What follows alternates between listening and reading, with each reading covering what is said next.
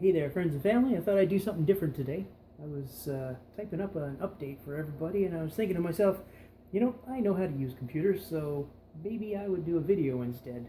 Save myself a little bit of typing. Yeah. So I mean, everybody who's on my Facebook list knows who I am and that I have stage 4 cancer. Yes, that cancer. Yes, that stage 4. First thing I usually hear from most people is, you really don't look sick, and I think that's probably pretty accurate. I have lost probably 25 pounds over the course of the last couple of months here. Most of that I think is due to just not eating enough, and I think I'm going to chalk that mostly up to the chemotherapy. Today is not a chemo day, so I'm of course feeling a little better today because I don't have the chemo. What's it like being on chemo? Well, it's a lot like having the flu all the time. So it definitely makes you sick. It definitely makes you tired. There are an awful lot of medications that I take to try to control that. Everything that I take works to an extent, but nothing really works 100%. So most of the time, I spend a lot of time sleeping, and I spend a lot more time in bathrooms than I would like to. One thing that they don't tell you is how long you're going to be sick for when you take chemo. For me, typically, the effects of it last at least a week. So for the first week after I have my chemo treatment, it is nothing but sick, sick, sick all week. The second week is sick less. So, it's not a matter of I'm good or I'm not good. It's more a matter of how sick I feel on any particular day. Some days towards the end of the 2-week cycle that I have in between chemo is pretty good. I would consider myself to be almost normal in some of those times. So how am I keeping track of things and how my cancer is progressing or not progressing? Well, there are a number of measures that they use. So we have CT scans, we have PET scans, we've got blood tests, we've got scopes of different types. For myself, right now I have 4 or 5 different markers that I'm kind of using to keep track of things. So I use my hemoglobin as my first test. So the reason why I went in and got checked out at the doctor in the first place is because my hemoglobin is low. Hemoglobin is the stuff in your blood that carries oxygen. So if your hemoglobin's low, you are basically out of gas all the time and tired. Normal range on hemoglobin is from 135 to 180. Following my surgery, my hemoglobin went down as low as 67. So that is low enough that they gave me transfusions and IV iron and some stuff like that. Prior to my surgery, my hemoglobin had been dropping at a rate of about 10 points every 2 weeks or so. So that was a pretty steady declining trend. In the last few weeks, I've been seeing some improvements in my hemoglobin levels. As of last week, it was actually up to 131. So at this point, I'm not sure 100% what that means, but it does mean that either I am bleeding less or I have somehow managed to figure out how to make blood better than everybody else, which I doubt is the case. Right.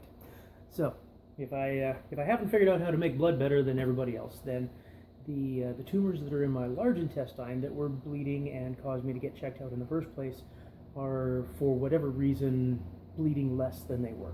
So either they're just not bleeding as much, or there's a possibility that they are smaller and are not bleeding as much as they were previously. So either way, I will take that one as a positive sign.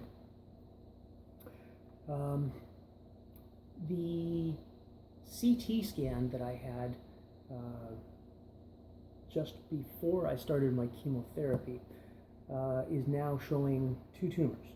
So where every previous scan that I've had came back completely clear, I now have a scan that has 2 visible tumors on it. Now that doesn't mean that I only have 2 tumors, that just means those are the only ones that they have managed to find on the scans. The 2 that they can see on the scans are 2.5 and 3 centimeters.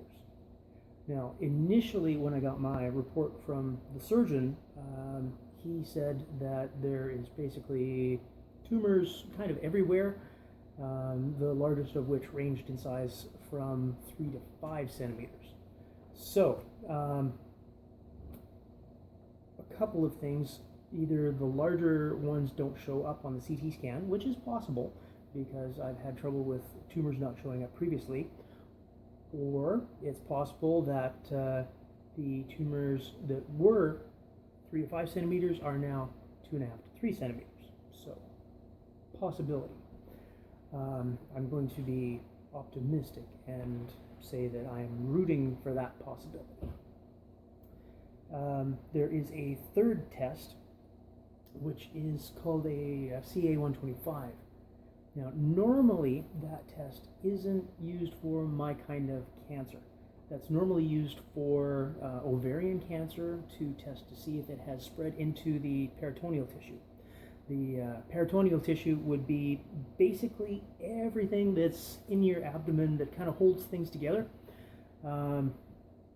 It is difficult to treat cancer in the peritoneal tissue because it has a very limited blood supply.